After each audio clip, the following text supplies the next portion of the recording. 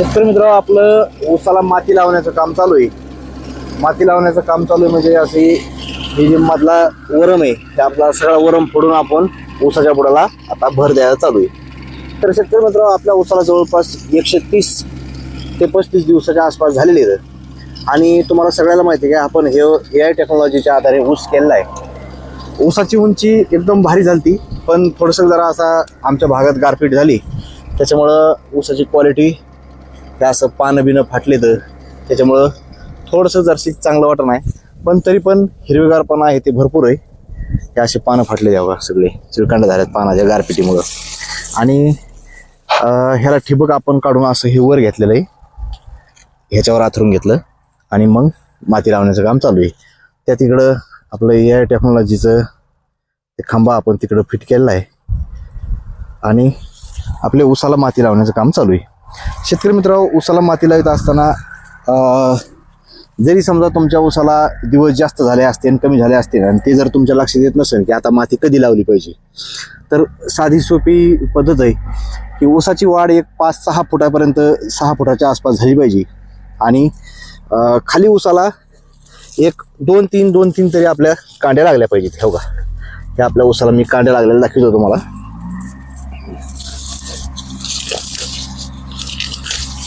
बघा हो, हे खाली आता ऊसाला कांड्या लागलेल्या आहेत. हवा आहे का, 1-2 आता एक कांडी आपली खाली गेलेली, दुसरी कांडी पण जवळपास ही अशी माती लागलेली. तर 1.5 ते 2 कांड्या आपल्या खाली जमिनीमध्ये चालल्यात. ह्याचा फायदा आपला असा होतोय की ऊसाला जर माती लागली तर पावसाळ्याच्या दिवसामध्ये जास्त करून ऊस पडणार नाही. आणि जरी पडला तर बेट अख्खं असं उलथून खाली पडणार नाही आपलं. त्याच्यामुळं आपल्याला जर आपण अशी जर माती जर लावली तर एकदम भारी राहतोय. बघा ऊस कसा दिसतोय. तर थोडंसं गारपीट झाल्यामुळं हे अशी जे पानं आहेत हे अशी वाळल्यासारखे दिसायले तर हे, कारण की हे पानं तुटले होते. हे असं थोडंसं जरा गारपिटीमुळे नुकसान झालंय. इकडं पवन जायफळे रोटर आणतोय. बारका ट्रॅक्टर आहे आपल्याकडं, कुबोटा 211 नंबरचं शुगर केन स्पेशल असणार आहे. तर बघा, मी तुम्हाला पुन्हा एकदा जवळून दाखवतो किंवा कशा प्रकारे माती लागायला लिहितो.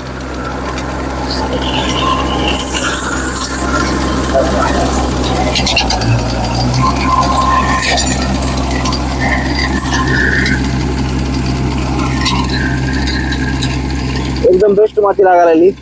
आणि आपण दोन्ही साईडनं ह्या ऊसाला कशी भर बसली बघा. ही पूर्ण ही माती ना ही अशी इकडे जाऊन बसली त्या ऊसाला.